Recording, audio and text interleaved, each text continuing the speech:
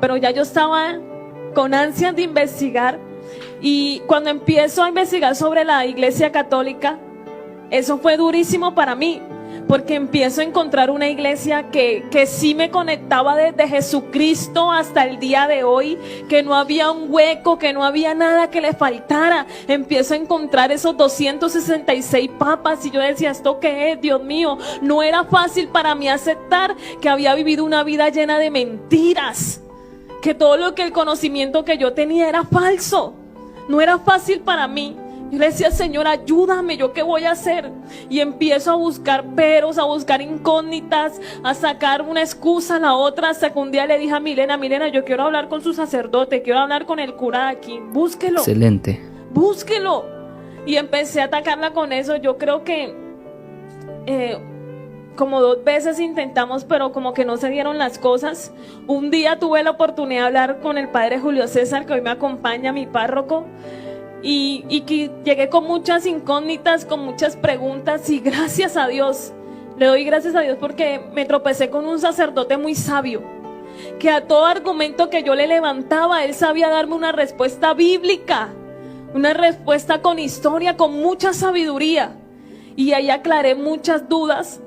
Cuando yo voy aclarando todas esas dudas, yo dentro de mí decía, bueno, listo, pero yo no puedo ser católica, yo no quiero ser católica. Yo pisoteé mucho a los católicos, a la Virgen María. Allá me enseñaron que a través de la imagen de la Virgen María es representación de un demonio, y yo la veía como eso.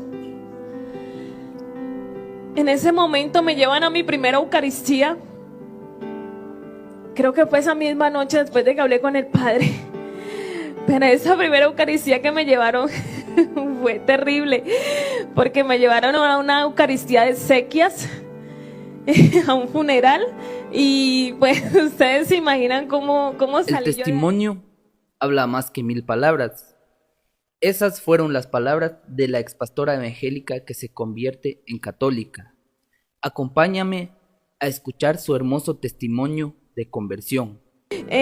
Pues yo fue duro para entrar porque era casi la primera vez que yo entraba a una iglesia. Incluso una vez lo hice, pero fue por cumplirle una promesa a una amiga, que mejor dicho, eso le salió caro a ella. Bueno, era mi segunda vez, pero yo casi para entrar yo me sentía súper extraña, y en ese lugar, en una misa de exequias, o sea, eso de un funeral, o sea, eso para mí era terrible. Y yo me sentía rarísima, extraña. Yo decía, no, esto no es para mí. Yo salí de ahí vuelta a nada. Yo decía, no, hoy más que nunca yo digo, yo no puedo ser católica. Mire eso allí, esa gente ahí toda. No, yo decía, ¿esto qué es? Empecé a investigar sobre la Eucaristía, sobre el rosario. Y cada vez que yo me metía con un tema de la iglesia, ¡pum! Así es. En la Biblia.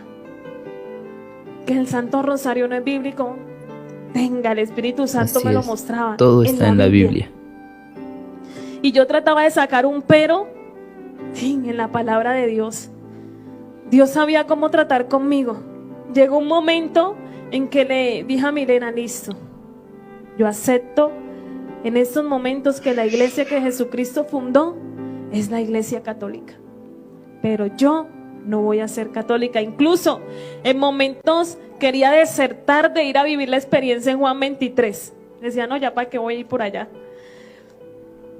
Llega un momento en que Milena me hace una invitación muy especial, y ahora sí me lleva a una hora santa. Ya la cosa cambia totalmente. Y en ese momento que entramos a la iglesia de la Llanerita, ella me coloca en las primeras bancas.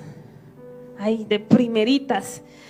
Y pues ella me empieza a explicar, me decía, ve, aquí va a salir Jesús, Eucaristía, Él va a estar presente aquí, si tú quieres te puedes arrodillar, si no quieres no lo haga. Ella, por no presionarme, tú le puedes pedir lo que quieras, que Él te lo concede. Yo siempre que ella me decía esas cosas, yo la miraba así como que esa muchacha está loca. Y bueno, hay algo muy importante que el Espíritu Santo me recuerda ahora, y es que quizás yo acepté muchas cosas de parte de ella, y esto lo quiero dar como enseñanza y le doy donde Dios me permite compartir este testimonio. lo importante que es el testimonio de Dios en nuestras vidas. Porque para mí, yo nunca había conocido un católico con testimonio. Para mí los católicos eran de rumba, de fiesta, de parranda, y el domingo iba a la misa a rezar, ellos pecaban, rezaban y empataban, y hasta ahí. Para mí ese era el concepto de los católicos. Y yo miraba a Milena, una muchacha bonita, no tomaba, no bailaba, se la pasaba en misa.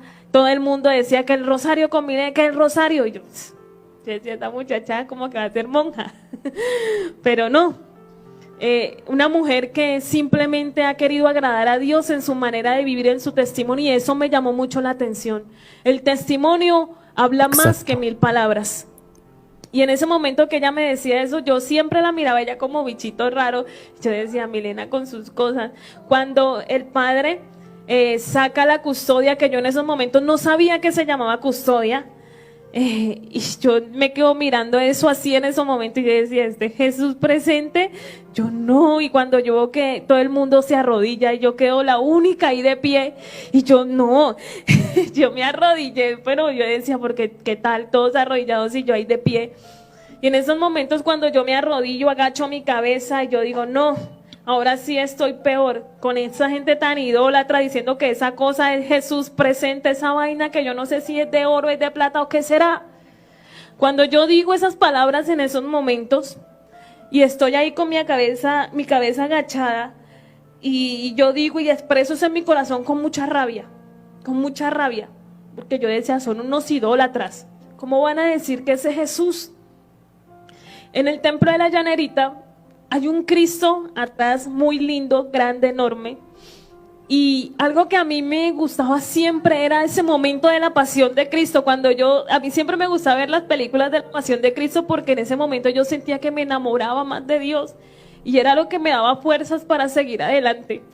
En esos momentos cuando yo estoy quizás renegando en mi corazón por ese momento que yo no quería experimentar en Dios, y yo digo, ellos son muchos idólatras y por este motivo yo no voy a ser católica. Yo sentí que muy lentamente mi cabeza fue siendo levantada y yo miré el Santísimo puesto, que en esos momentos sé qué significa en mi vida, y mi mirada se atravesaba con él y con el Cristo que estaba allá atrás en el altar.